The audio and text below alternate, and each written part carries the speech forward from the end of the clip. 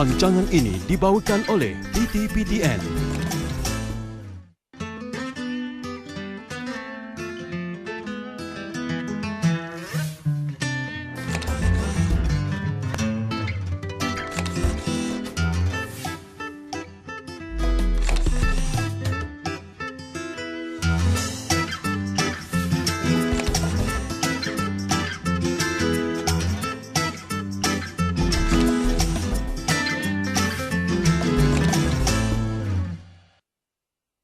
Assalamualaikum warahmatullahi wabarakatuh. Alhamdulillah, inilah semangatnya masyarakat ataupun warga Lenggong yang datang ramai-ramai di dataran Lenggong pada malam ini. Bismillahirrahmanirrahim. Alhamdulillahirabbil alamin. Wassalatu wassalam ala Rasulillah wa ala alihi wa sahbihi ajma'in. Qala Allah Ta'ala fi kitabihil aziz, a'udzu billahi minasyaitonir rajim, yarfa'illahu alladhina amanu minkum walladhina utul ilma darajat, sadaqallahul azim. Yang saya hormati Tuan Ahli Parlimen kita Yang Mohd Datuk Samsul, yang saya hormati Datuk Haji Sya'rani, yang saya hormati semua AADO, ketua-ketua kampung, pemimpin-pemimpin masyarakat, Puan Mastura, orang kuat PTPTN kita dan seluruh warga Lenggong yang datang beramai-ramai memenuhi dataran Lenggong sempena dengan ceramah kita santai bersama. Ya, semalam di Baling, hari ini di Lenggong pula tuan-tuan. Dan kita akan membicarakan tentang amanah. Amanah dalam pendidikan, amanah di dalam berhutang dan sebagainya. Cerita tentang amanah. Nombor satu. Bila kita ni kahwin, di antara tujuan kahwin yang pertamanya ialah untuk dapat anak. Itu tujuan tu, membanyakkan zuriat. Jadi jangan berkahwin pula tujuannya tak mau anak. Abang, kita kahwin je tau. Anak tak nak. Kalau abang nak beranak, abang yang beranak. Saya tak nak beranak. Kata suami dia, kalau aku boleh beranak lama dah, aku beranak lehau. Maka tujuan kahwin ni salah satunya ialah mendapat zuriat. Supaya umat Nabi Muhammad jadi ramai. Supaya orang Islam jadi ramai. Supaya orang Islam dominan dalam dunia ni. Saya ada kawan tuan-tuan 14 anak. Sebaya dengan saya umur dia. Tapi anak 14, meninggal 2, tinggal 12. Bayangkan umur 42 tahun, ada 12 anak yang masih hidup. Sebenarnya anak dia 14, 2 meninggal. Bayangkan umur sebaya saya 42 tahun. Tapi ada 12 anak, asalnya 14. Tiap-tiap tahun beranak isteri dia. Asal sentuh jadi, saya jadi sentuh.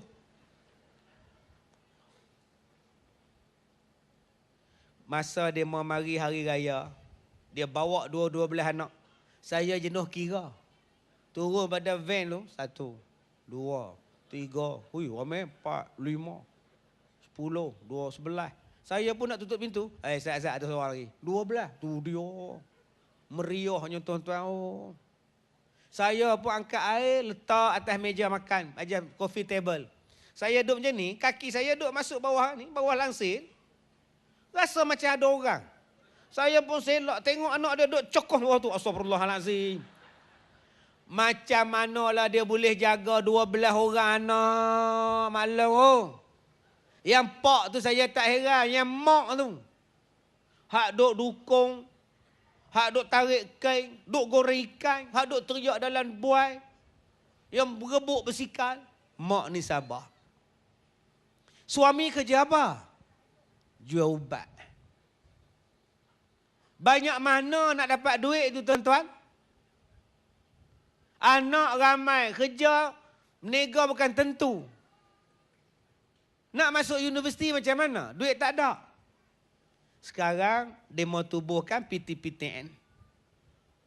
Itulah tujuan dia. Nak bagi pada kita pinjaman supaya masalah anak kita nak mengaji, masalah anak kita nak belajar tak jadi masalah. Nah, mau masuk, buat pinjaman, buat borang apa semua, buat masuk. Nanti bayar balik. 10 tahun, 6 bulan, mu habis belajar, 6 bulan, mu bayarlah balik. Hutang, kena bayarlah. Nak bagi senang tuan-tuan, kita bukan orang kaya. Mak motong, pak motong. Pak pula balik motong, pergi motong label lain. Habis duit motong.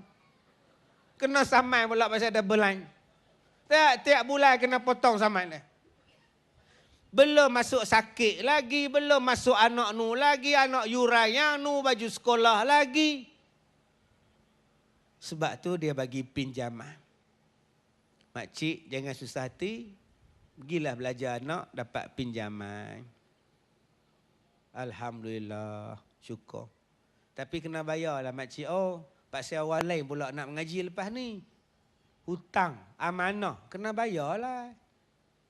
Tapi demo ceramah hari tu, demo kata hutang PTPTN tak payah bayar.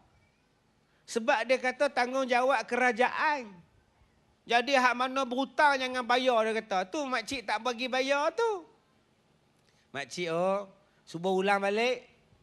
Hutang PTPTN. Makcik sebut apa tadi? Hutang PTPTN. Nama pun hutang. Bila sebut hutang, kena bayar. Wajib bayar hutang. Berdosa kalau tak bayar. Bukan kata hutang PTPTN. Hutang kedai runcit tu pun kena bayar. Hutang beli beras pun kena bayar. Hutang beli ni pun kena bayar. Kalau hutang sekupang kena bayar, hutang 2 kupang kena bayar, hutang 5 kupang kena bayar, hutang yang ni beribu-ribu lagi kena bayar. Dia dah bagi kemudahan untuk kita belajar. Buat. Tetapi kalau kita cerdik, mula-mula pinjaman, tapi anak kita belajar betul-betul. Anak kita belajar elok-elok. Akhirnya dia dapat ijazah pakai topi sengek tu.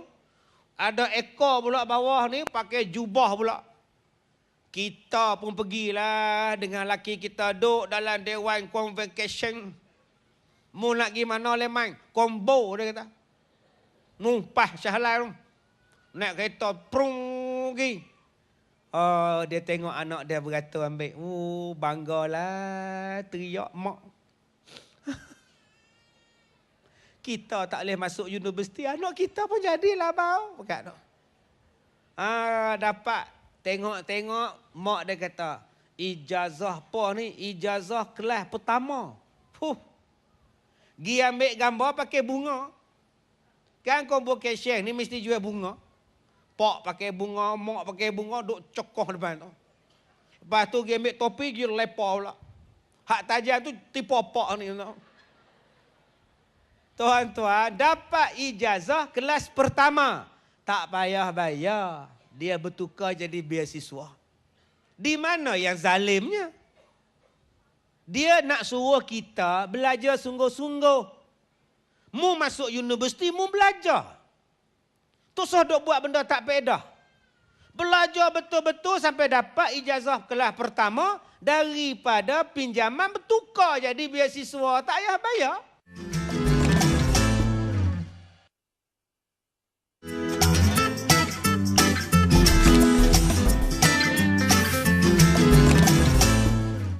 Kami sudah melalui pejabat pos. Saya sudah melalui kaunter pembayaran di bank. Saya sudah melalui kaunter PTPTN. Saya sudah melalui online. Kami sudah Melalui potongan gaji setiap bulan. Mereka sudah.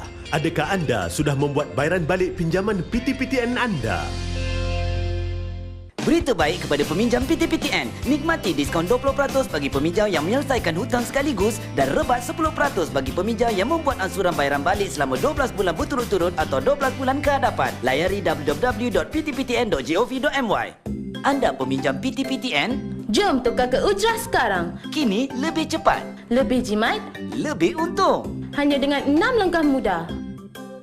Layari www.ptptn.gov.my.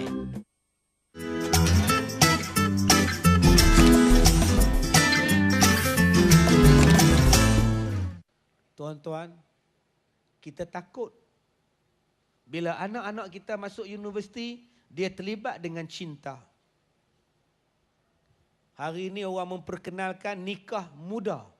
Nikah waktu belajar. Saya tak larang. Tapi matlamat mak kita, matlamat bapak kita, hantar kita masuk universiti supaya kamu belajar. Bila kamu dah kahwin, payah. Boleh kahwin. Bila kamu kahwin, kamu bukan dapat suami seorang. Bila kamu kahwin, kamu bukan dapat isteri seorang. Kamu dapat pak mertua, kamu dapat mak mertua, kamu dapat ipar, kamu dapat adik ipar, abang ipar, anak saudara. Anak saudara kahwin, kena balik. Adik ipar sakit, kena balik. Pak mertua duduk di hospital, kena tunggu. Kalau kita belum kahwin, kita cuma ada mak. Mak kandung, pak kandung, adik kandung, abang kandung, kakak kandung. Anak menakan kandung. Tok kandung. Cik kandung. Kalau tok sakit, tak apa. Tok seorang. Mak sakit pun mak seorang. Lah ni dengan sebab kita berkahwin, tanggungjawab jadi berat. Mana nak buat assignment? Mana nak buat tesis? Mana nak exam? Mak peluk telefon, mak mertua telefon. Balik cepat, Man. Balik cepat, Man. Ayah kamu denggi, Man. Demam denggi ni. Allahu Akbar. Dia kata kat isteri dia, ya, kita kena balik. Ayah abang kena denggi. Yang isteri dia nak periksa. Balik juga. Kalau tak balik, mak tanya. Mana bini hang? Bini saya nak periksa, lusa mak saya tengah duduk sibuk tu. Periksa penting ke? Pak mertua penting? Dah bergaduh pula. Tu yang jadi stres. Bukan saya larang berkahwin. Saya tak larang pun. Tapi ini bukan masa yang sesuai untuk kahwin.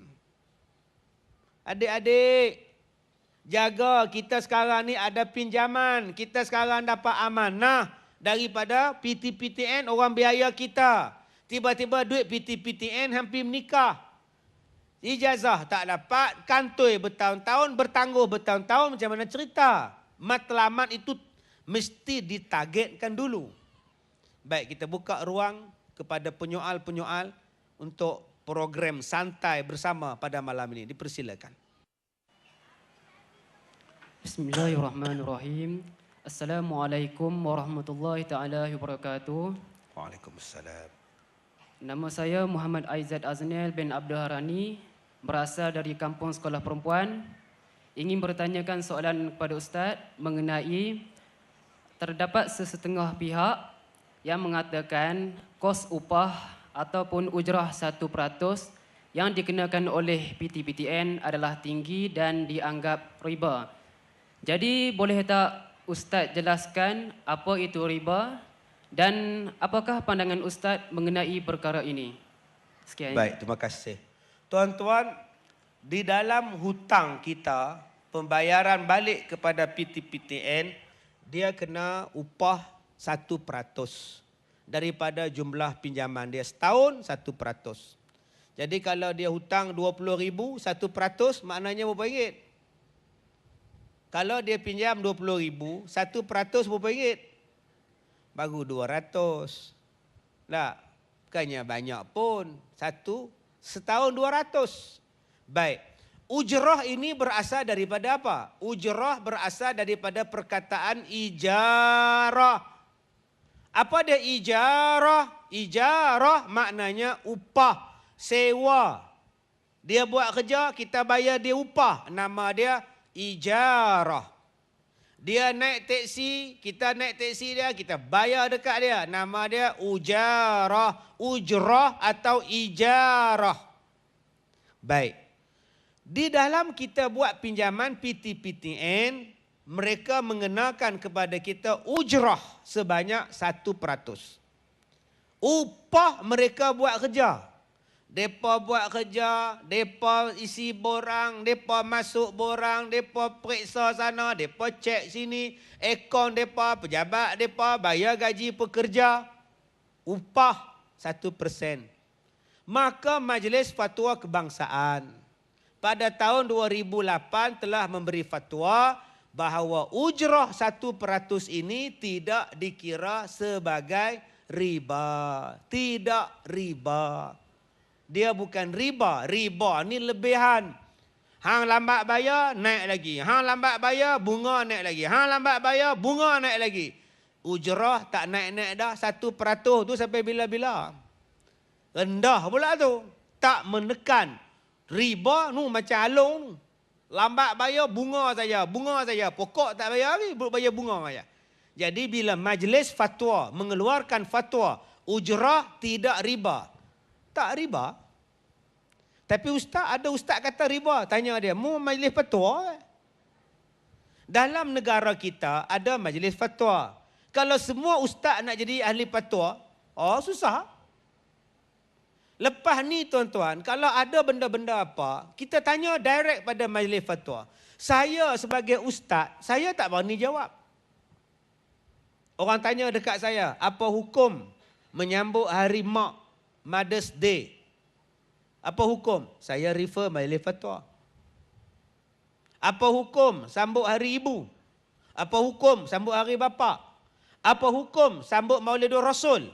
Ni bulan depan kita nak sambut Maulid. Ada ustaz kata bid'ah. Ada ustaz kata haram.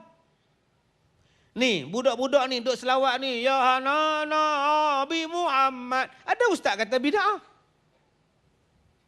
Kita baca telkin di kubur. Ada ustaz kata bid'ah. Haram, haram, haram. Lama-lama kita duk lenggong ni jadi pening. Duk melengung. Melengung rumah di lenggong.